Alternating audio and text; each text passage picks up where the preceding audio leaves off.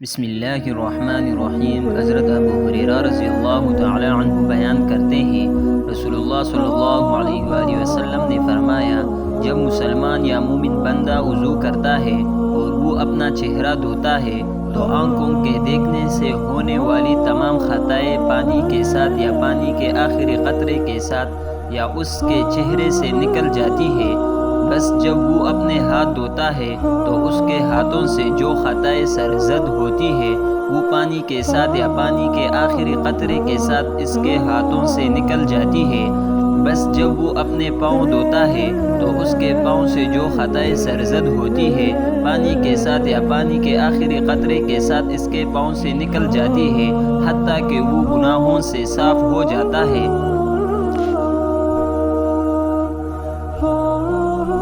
حضرت عثمان رضی اللہ تعالی عنہ بیان کرتے ہیں، رسول اللہ صلی اللہ علیہ وآلہ وسلم نے فرمایا، جب کوئی مسلمان فرض نماز کا وقت ہونے پر اس کے لیے اچھی طرح وضو کرتا ہے اور اس کے خشوع و رکوع کا اچھی طرح اہتمام کرتا ہے تو وہ اس نماز سے پہلے کی ہوئی گناہوں کا کفارہ بن جاتی ہے،